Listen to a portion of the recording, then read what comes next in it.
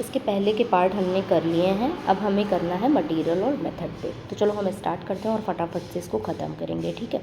बहुत ज़्यादा टाइम नहीं लेना है इसमें, और क्योंकि इसमें बहुत ज़्यादा डिटेल में आपको जाना नहीं है, बस क्या करना है आपको ऐसे ओवरऑल आपको समझ में आना चाहिए, ठीक। तो इस सेक्शन को हमें पढ़ना इसलिए इम्पॉर्टेंट है कि हमने जिस भी तरीके से काम किया है हम वो तरीका बताते हैं, ठीक। तरीका बताते हैं ताकि जो आगे आने वाला रिसर्चर है, हमारे बाद जो रिसर्चर आएगा, वो इस एक्सपेरिमेंट को परफॉर्म कर सके, रिपीट कर सके, राइट। और अगर वो रिपीट किया, मान लो उसको लगा कि अच्छा ये जो मतलब मान लो मैंने जो किया रिसर्च उसमें ये चीज़ गड़बड़ थी, तो वो क्या करेगा, उस गलती को रिपीट नहीं करेगा, वो गलती पकड़ में आ जाएगी और वो आगे क्या करेगा, अपने काम में एरर होने से बच जाएगा, ठीक है। उसके काम में एरर होने की जो पॉसिबिलिटी रहेगी वो कम हो जाएगी, राइट। तो ये एक्सपेरिमेंट में हम क्या लिखते हैं, मेथड्स में हमारे पास क्या होता है कि हमने क्या किया, ठीक। व्हाट वाज डन, एक 3 इम्पॉर्टेंट क्वेश्चन है यहाँ पर जो कि आपको ध्यान रखना है, व्हाट, वेयर एंड हाउ, ठीक। What is it, what, where and how. तो व्हाट वॉज डन, क्या किया गया, आपने एक्सपेरिमेंट में क्या किया, आपका स्टडी किस पे था, एक्सपेरिमेंट आपका किस पे था, वो देखना है आपको। दूसरा देखना है कि आप स्टडी कर कहाँ रहे हो, हॉस्पिटल में कर रहे हो अपनी स्टडी, लैब में कर रहे हो, यूनिवर्सिटी में कर रहे हो, यानी कि आपका स्टडी एरिया क्या है, ठीक। और तीसरा सबसे important in methodology is your how it done, how was it done, ठीक है। कैसे किया गया, प्रोसीजर क्या था, प्रोसीजर इज़ एक्सट्रीमली इम्पॉर्टेंट, ठीक। तो प्रोसीजर क्या था, इंस्ट्रूमेंट आपने कौन से यूज़ किए, ये मटेरियल भी है ना, तो आपने इंस्ट्रूमेंट कौन से यूज़ किए, मटेरियल कौन सा यूज़ किया, स्टैटिकल आपने टूल कौन से लगाए उसमें, ठीक है। स्टैटिकल टूल बहुत है ना कि एफ टेस्ट है, टी टेस्ट है, काई स्क्वायर टेस्ट है, बहुत सारे टेस्ट हैं, ठीक है। जब हम बायोस्टैट्स में जाएंगे तो उसको देखेंगे। तो यहाँ पर आपको इन तीनों सवालों का जवाब देना है मटेरियल एंड मेथड्स में, राइट। देखो अब यहाँ पर कुछ इम्पॉर्टेंट बातें हैं, इम्पॉर्टेंट बातें जैसे कि आप इसमें किस किस स्टेप से गुजरते हो। पहले तो आपका इसमें देखना होता है क्या क्या इसमें इंक्लूड होता है, मेथडोलॉजी में आपका क्या क्या इंक्लूड होने वाला है। जैसे कि इसमें बहुत सारी चीज़ें इंक्लूड होती हैं, जिसमें सबसे मेन है स्टडी डिज़ाइन, ठीक। स्टडी डिज़ाइन आपका होना चाहिए, फिर आपका कंट्रोल ग्रुप डिटेल्स होनी चाहिए अगर एक कोई है आपके पास तो। फिर उसके बाद आपका इंटरवेंशन और फॉलोअप होना चाहिए, फिर उसके बाद आउटकम मेज़र होना चाहिए। अभी आपको समझ में आएगा ये, ऑब्वियसली शुरू में नाम सुनो तो लगता है बहुत भारी चीज़ है, पर ऐसा कुछ होता नहीं है, ठीक है।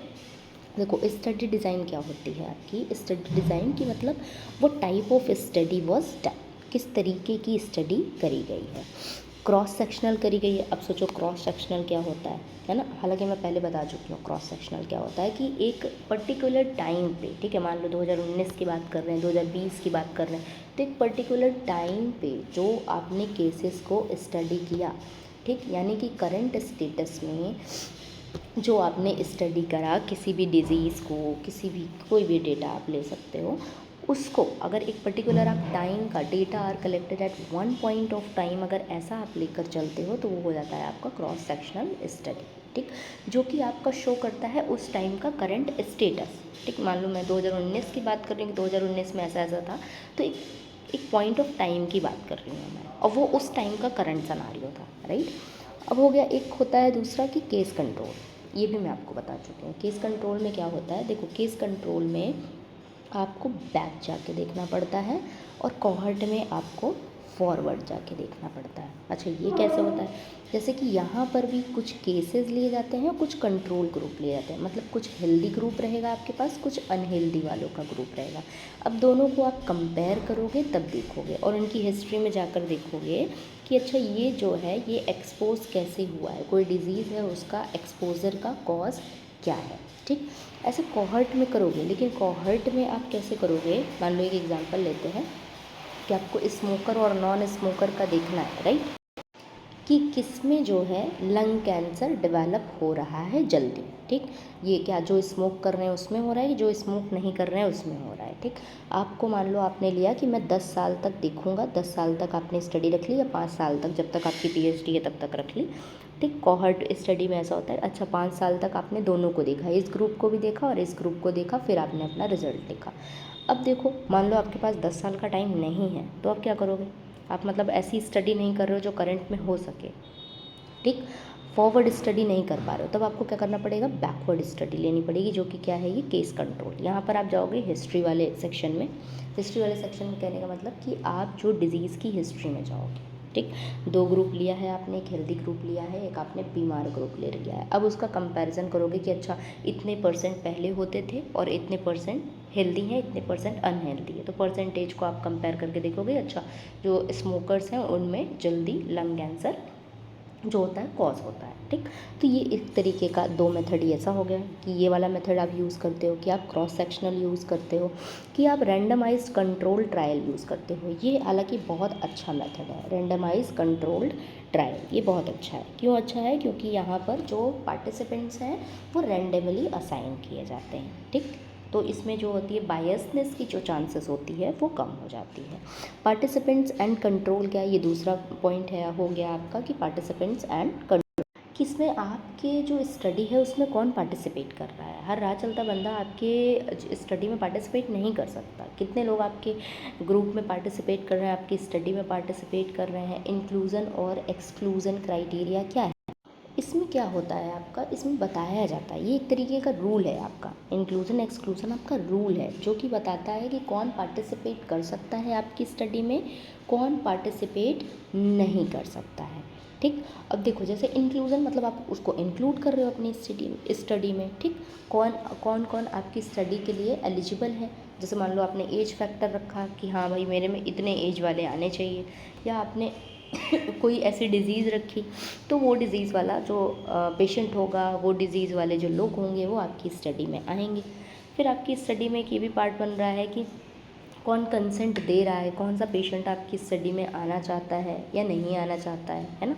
कौन सा सैंपल, कोई सैंपल देता है, कोई सैंपल नहीं देता है, मेल आ रहा है कि फीमेल आ रहा है। तो इस तरीके से ये इंक्लूज़न और एक्सक्लूज़न क्राइटेरिया क्या करता है, काम करता है। अब एक्सक्लूज़न वाले में देखो कुछ ये हो सकता है कि हाँ चलो हमने फ़ीमेल तो आ सकती हैं हमारे में, लेकिन अब एक्सक्लूज़न वाला क्राइटेरिया होगा कि हमें प्रेग्नेंट वुमेन नहीं लेनी है। वुमेन्स तो लेनी है पर हमें प्रेग्नेंट वुमेन नहीं लेनी, तो एक्सक्लूज़न का क्राइटेरिया हो गया।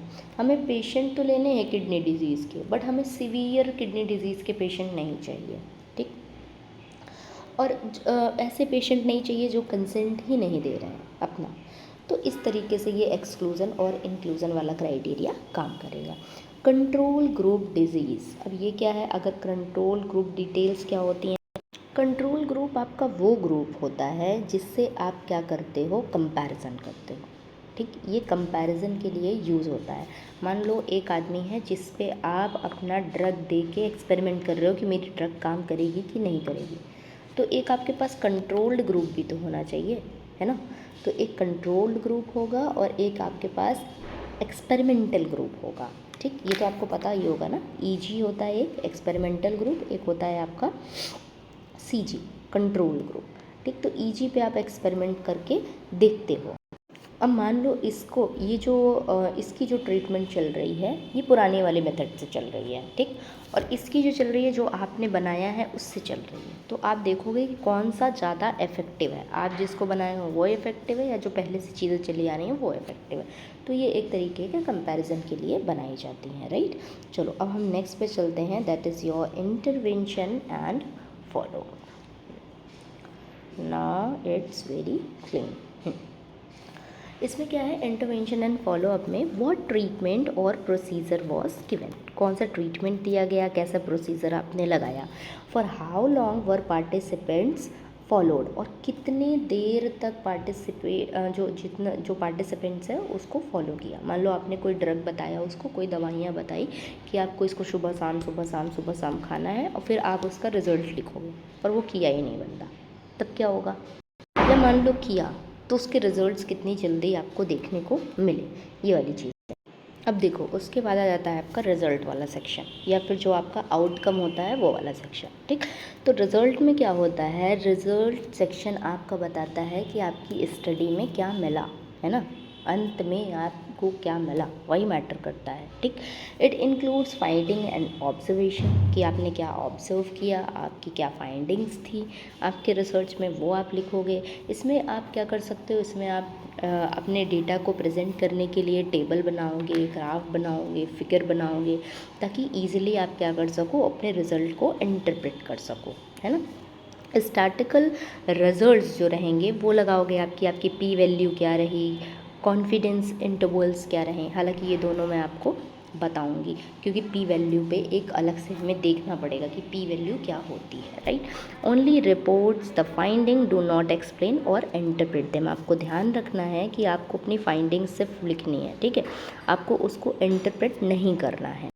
अच्छा, इंटरप्रेट क्यों नहीं करोगे, क्योंकि जो आपका इंटरप्रिटेशन वाला पार्ट होता है वो डिस्कशन का पार्ट होता है, वो रिजल्ट का पार्ट नहीं होता। रिजल्ट का part is always it is your findings and observation. जो इंटरप्रिटेशन होगी that will be counted in the discussion section, या फिर कंक्लूज़न है तो उसमें भी हम क्या कर सकते हैं, उसको इंक्लूड कर सकते हैं। अभी यहाँ पर भी कुछ इम्पॉर्टेंट पॉइंट है। अगेन ये रिपीटेड सेक्शन पे है कि इंक्लूज़न क्राइटेरिया क्या होता है, एक्सक्लूज़न क्राइटेरिया क्या होता है। ये मैं पहले ही बता चुकी हूँ कि इंक्लूज़न जो आपके क्राइटेरिया में सेट बैठे, फिट बैठे, एलिजिबल बैठे, वो इंक्लूज़न क्राइटेरिया में आएगा, और जो इस सब में फिट नहीं बैठेगा वो एक्सक्लूज़न क्राइटेरिया में आएगा। तो हम अब पढ़ना स्टार्ट करते हैं कि सैम्पल साइज़ कैलकुलेशन क्या होता है, राइट। सैम्पल साइज़ कैलकुलेशन में हम क्या देखते हैं, ये एक्सप्लेन करता है कि कितने, कि आपने कैसे अंदाज़ा लगाया कि आप में इतने ही पेशेंट रहेंगे, इतना ही आपको डेटा लेना है। मान लो आपका सैम्पल पे काम है, ठीक, तो आपको कैसे पता कि आपको 20 सैंपल लेना है। मैं तो कहूँगी कि आप एक सैंपल पे काम कर लो, आप कहोगे खुद ही कि मैं एक सैंपल पे काम कर लेता हूँ, लेकिन ये कौन डिसाइड करेगा कि आपको कितने सैंपल पे काम करना है, मुझे कितने सैंपल पे काम करना है, ये कौन डिसाइड करेगा। तो ये डिसाइड करेगा आपका sample size calculation. Explains how the number of participants was decided, कितने पार्टिसिपेंट डिसाइड किए गए आपके। सैम्पल आपका क्या होना चाहिए, एडिक्वेट अमाउंट में होना चाहिए। The sample should be large enough to give reliable and statically valid result. अगर आपको वैलिड रिजल्ट चाहिए, रिलायबल रिजल्ट चाहिए, तो आपको क्या करना पड़ेगा, अच्छे डेटा पे काम करना पड़ेगा, अच्छा खासा नंबर आपको लेना पड़ेगा। अदरवाइज़ कोई मतलब ही नहीं है आपके काम करने का। तो पता चला आपने दो पेशेंट की स्टडी करी और आपने लिख दिया कि अच्छा इस वजह से कैंसर होता है, तो कितना आपका डेटा रिलायबल है, आप खुद बताओ, राइट। तो ये चीज़ समझ में आई आपको। कॉन्सेंट कैसा है, participants must give informed consent. आप जब भी स्टडी अपनी स्टार्ट करो उसके पहले आप पेशेंट को, आप अपने पार्टिसिपेंट को बताओ कि आपकी स्टडी का क्या पर्पज़ है, आप क्यों कर रहे हो, किस तरीके से आप करने वाले हो। अगर कोई रिस्क है तो उसको बताओ, कुछ उसका बेनिफिट उनको होगा तो उसको भी बताओ। मतलब वो एक अपनी इच्छा से वो पार्टिसिपेट करनी चाहिए आपका जो स्टडी है उसमें, ठीक, तभी तो ये आपका काम बनेगा, राइट। फिर आता है आपका एक और इम्पॉर्टेंट पॉइंट जो कि है एथिकल क्लियरेंस, ठीक। आपने पेशेंट से तो पूछ लिया कि ठीक है आप अपना कंसेंट दीजिए, और उसने अपना कंसेंट दे भी लिया, उससे कुछ नहीं होने वाला आपको उसके अलावा भी अपना कंसेंट लेना पड़ेगा इंस्टीट्यूट से, ठीक। इंस्टीट्यूट में कौन सा इंस्टीट्यूट से लेना पड़ेगा, ये नहीं कि जाके अपने सुपरवाइज़र से पूछ लिया, हेड से पूछ लिया, या अपने दोस्त से पूछ लिया, वो एथिकल क्लियरेंस नहीं है। आपको एथिकल क्लियरेंस लेना पड़ेगा, वो भी किससे लेना पड़ेगा, इंस्टीट्यूशनल एथिक्स कमेटी से लेना पड़ेगा, या फिर इंस्टीट्यूशनल रिव्यू बोर्ड से लेना पड़ेगा, और वो भी रिसर्च को स्टार्ट करने के पहले लेना पड़ेगा। ये नाम याद रखना है आपको, IEC और IRB। RBI सुने हो ना, RBI, तो RB तो ठीक है, ठीक, आई पहले लिखना है आपको। तो इंस्टीट्यूशनल रिव्यू बोर्ड क्या है, इंस्टीट्यूशनल रिव्यू बोर्ड, वो आपका जो है आपकी जो स्टडी है उसको रिव्यू करेगा, फिर आपको एथिकल क्लियरेंस देगा। और ये एथिकल क्लियरेंस क्यों ज़रूरी है, ताकि आप पार्टिसिपेंट्स के जो राइट्स हैं, जो सेफ्टी है, जो चीज़ें हैं वो सेफ़ रहें अच्छे से, मतलब आप ऐसा कुछ भी ना करो जो रूल के ख़िलाफ़ हो, राइट। तो इसके लिए आपको क्या लेना पड़ेगा, क्लियरेंस लेना पड़ेगा, वो भी कहाँ से, इंस्टीट्यूशनल एथिक्स कमेटी से। बहुत इजी नाम है यार, एक कमेटी है, एथिकल कमेटी है, ठीक। तो एथिकल कमेटी आपको ये ध्यान ही रहेगी, तो इंस्टीट्यूशनल एथिकल कमेटी हो। और दूसरा क्या है, इंस्टीट्यूशनल रिव्यू बोर्ड, रिव्यू कर लो या फिर एथिकल कमेटी में डाल दो, right. Now we will move to methodology of work, ठीक है। ये एक बहुत ही इम्पॉर्टेंट सेक्शन है। देखो इसमें क्या होता है कि आपने कौन सा मेथड फॉलो किया है, आपको वो बताना होता है, ठीक। कि आपने किस तरीके का मेथड यूज़ किया है। अगर आपने किसी और का मेथड यूज़ किया है वो बताओ, पार्शियली यूज़ किया है तो उसको बताओ, अगर आपने फुल्ली यूज़ किया है तो उसको बताओ। फॉर एग्ज़ाम्पल अगर आप देखोगे यहाँ पर तो एक एग्जाम्पल भी मैंने मेंशन किया है, blood glucose was estimated using the method described bye WHO 2023, कि 2023 में WHO का जो भी मेथड था उसको हमने यूज़ करा अपनी स्टडी में, ठीक। अगर आपने मेथड में कुछ मॉडिफिकेशन किया, मान लो यही एक मेथड था, ठीक है, आपने इसको यूज़ किया, एज इट इज़ यूज़ किया तो लिख दो। अगर कुछ मॉडिफाई किया या फिर पार्शियली मॉडिफाइड किया तो आप उसको एक्सप्लेन करो कि आपने चेंजेस क्या किया है और क्यों किया है, ठीक। आपने कौन कौन से चेंजेस उसमें करे हैं और आपको उस चेंजेस की ज़रूरत क्यों पड़ी, क्यों आपको चेंजेस करना पड़ा। इससे क्या होगा कि जो आपकी स्टडी रिपीट करेगा उसको पता चल जाएगा कि अच्छा यहाँ पर ये चेंजेस हुए हैं और इसलिए ये चेंजेस हुए हैं, इसलिए ये करना ये एक इम्पॉर्टेंट पार्ट है, राइट। इक्विपमेंट्स किट्स मैन्युफैक्चरर, ठीक। मेंशन करना है आपको, आपने जो भी इंस्ट्रूमेंट यूज़ किया है, जैसे हमने मटेरियल मेथड में भी देखा था कि आपको बताना है कि आपने कौन सा स्टैटिकल टूल यूज़ किया है, कौन सा इंस्ट्रूमेंट यूज़ किया है, कौन सा रीएजेंट यूज़ किया है, और उसके अलावा कौन सी किट यूज़ की है, किस कंपनी की यूज़ की है, कौन इसका मैन्युफैक्चरर है। ये सारी चीज़ें हमें इसमें क्या करनी है, मेंशन करनी है। फॉर एग्जांपल अगर हम डिजिटल वेइंग बैलेंस यूज़ कर रहे हैं जापान वाला, तो उसको मेंशन करो कि हमने हाँ ये वाला जो टूल है ये जापान वाला टूल है और इसको हमने यूज़ किया है। एलिसा किट कौन सी यूज़ की है, अगर आपने मान लो USA की यूज़ की है तो आपको उसमें लिखना पड़ेगा कि this is belongs to Thermo Fisher scientific